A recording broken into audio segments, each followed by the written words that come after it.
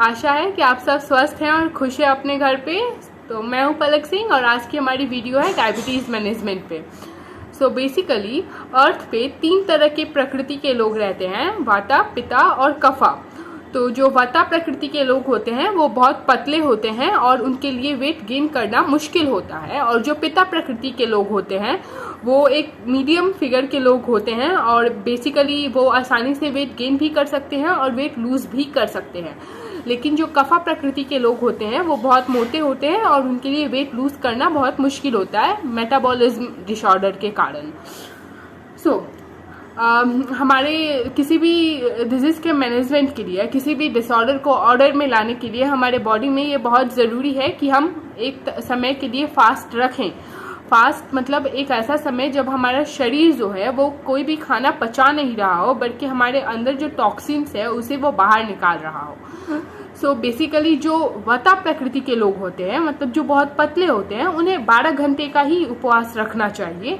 और जो पिता प्रकृति के लोग होते हैं वो 14 से 16 घंटे का उपवास रख सकते हैं, मीन्स 12-14 रखें वो। और कफा प्रकृति के लोग 16 घंटे या उससे ज़्यादा का उपवास रख सकते हैं अपने डिजीज मैनेजमेंट के लिए या अपने जो भी इम्बैलेंस है उसे बैलेंस करने के लिए।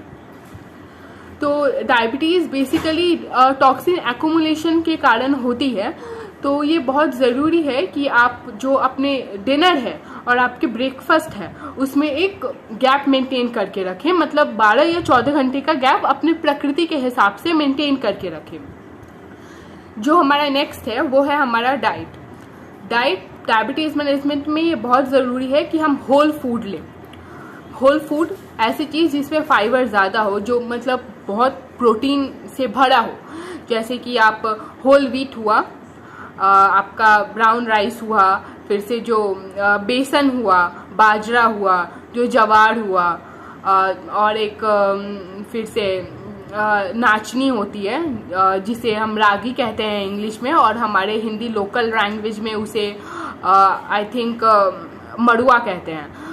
तो ऐसी चीज़ें का आप सेवन करें। और डायबिटीज़ मैनेजमेंट में प्रोटीन इंटेक बहुत इंपॉर्टेंट है, तो आप कोशिश करें कि जो आपका कार्ब्स है उसको आप पोषण कंट्रोल में रखें। मीन्स जैसे कि आपका जो चावल हो गया, इसको आप एक कटोरी, छोटी कटोरी तक रखें, क्योंकि अगर आप उसे कम्प्लीटली अपने डाइट से हटा नहीं सकते हैं तो ब्राउन राइस का इंटेक कीजिए और एक कटोरी तक उसे सीमित रखिए। और दाल 1 कटोरी लीजिए और ग्रीन वेजिटेबल्स का सेवन ज़्यादा कीजिए, क्योंकि वो चीज़ों को पचाने में बहुत जल्दी मदद करती हैं। ग्रीन वेजिटेबल्स अगेन लौकी बहुत है फ़ायदेमंद होती है। फिर से आप जो साग होता है, जितने भी डार्क ग्रीन वेजिटेबल्स हैं उनका आप सेवन कीजिए। और एंटी इन्फ्लामेटरी फूड्स का या फ्रूट्स का सेवन कीजिए, जैसे कि आपका बीटरूट हो गया। ये एंटी इन्फ्लामेटरी, मतलब जो डार्क कलर के होते हैं ना, वो एंटी इन्फ्लामेटरी होते हैं, जैसे कि आपके जो डार्क ग्रेप्स हो गए, फिर से आपका जो जामुन हो गया, ये सब। और उसके बाद बहुत मैगजीन्स पे या इंटरनेट पे ये होता है कि डायबिटीज़ के जो मरीज़ होते हैं वो मैंगो या केला या लीची का सेवन नहीं कर सकते हैं, क्योंकि वो बहुत मीठा होता है। लेकिन अगेन द पॉइंट इज़ कि पोषण कंट्रोल बहुत इंपॉर्टेंट है। Everything is okay but in moderation. So अगर आप एक स्लाइस ऑफ मैंगो लेते हैं तो डोंट आई थिंक कि वो आपका ब्लड शुगर लेवल रेज करेगा।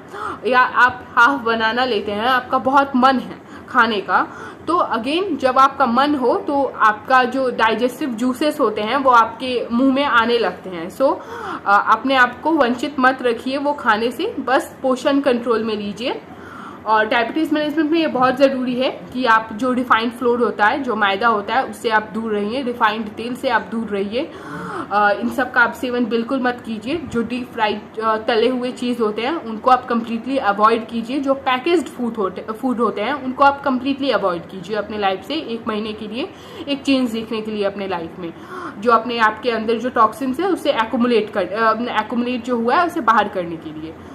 और अगेन ये है कि डायबिटीज़ के पेशेंट्स को अगर दूध का जो इंटेक होता है वो कम करना चाहिए। लेकिन अगर आप आदी हैं उसके, तो आप दूध में हल्दी और जो काली मिर्च है वो उबाल कर तब उसका सेवन कर सकते हैं, क्योंकि वो जो डाइजेस्टिव प्रोसेस होता है उसका वो इंक्रीज हो जाता है। मतलब जो हर्ब्स आप उसमें मिक्स करते हैं, जो स्पाइसेस आप उसमें मिक्स करते हैं, उसके कारण वो आसानी से डाइजेस्ट हो जाता है।